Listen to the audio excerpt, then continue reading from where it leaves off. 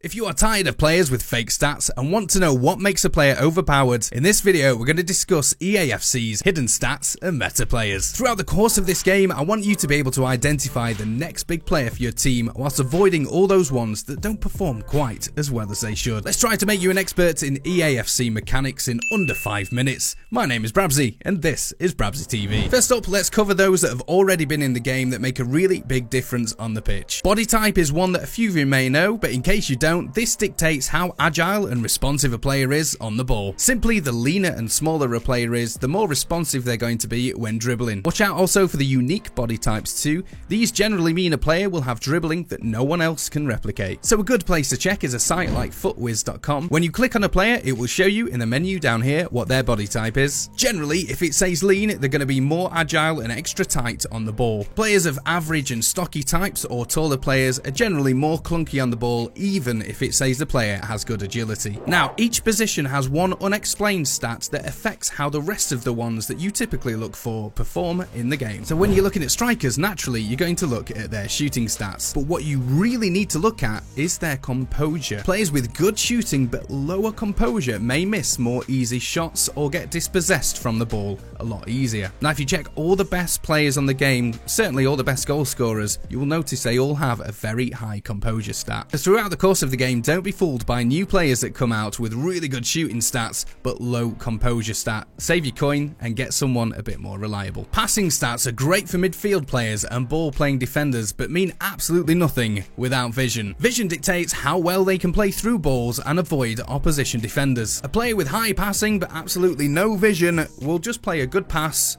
to the opposition. Maguire is a good example. Here you can see he's got decent passing stats, but the low vision means an increased likelihood of a misplaced pass into his own goal. You'll see all the best players like Kevin De Bruyne has really high vision stats, which means there's an increased likelihood they're going to get the ball exactly where you intend for it to go. Finally, defensive stats are all important, but the most important one is defensive awareness. There is no point being good at interceptions if you're never in the right place to intercept a pass. So when having a look at this player, for example, because he's got low defensive awareness, he wouldn't be as good in a centre-back position because he'll often be out of position. Now, when you look at some of the best defenders on the game, for example Virgil van Dijk, you'll see that his high defensive awareness means he's always going to be in the best position on the pitch to intercept any counter-attacks or put himself in a good place to mark and tackle the opposition strikers. Okay, let's quickly run through the new additions in EAFC that boost the player even further. Okay, so most of you are probably aware by now about play styles in this latest title,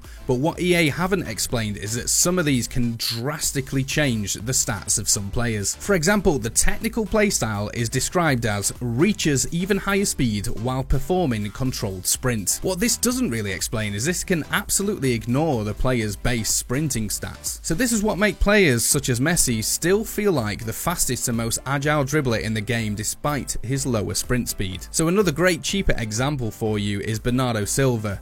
Awful sprint speed, yet hold the R1 button for controlled dribble and he absolutely glides through opponents. Look out for this playstyle because not a lot of people have dropped onto it yet and it is absolutely overpowered. So another one is the quick step playstyle, which is described as accelerates significantly faster during explosive sprint. This means players can hit maximum speed pretty much instantly when they burst off into sprinting mode, which means they will typically get away from defenders much faster than any other player. Now, this combined with the rapid playstyle means players not only accelerate quicker but dribble faster when on the ball. So players like Mbappe hold both of these stats and that's what really set them apart. So if you were to compare two players both with 90 sprint speed, one of them has the playstyles and one of them doesn't, what you'll actually find is the ones with the playstyle can sprint and dribble much quicker than the ones who don't have it. A cheap player to go for who benefits from these is someone like Lauren James early on into the game,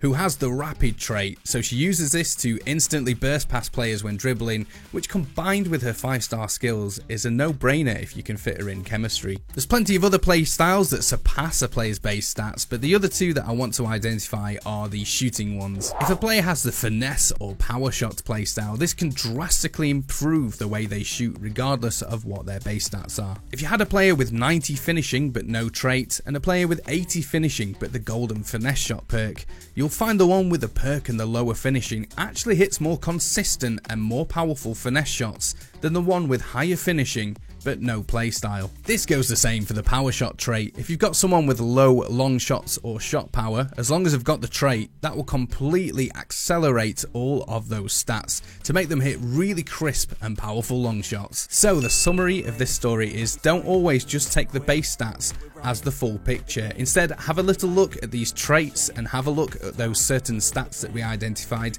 and I'm confident that this has made you able to identify the next big player for your team. Let me know down in the comments which overpower players you found, and I look forward to seeing you in the next video. Put me in the ring, you'll go out in a bag, 'cause I sing what I mean and I bring it to the mad light. Ain't got time to kill, I got time to feel, I took the red pill. I know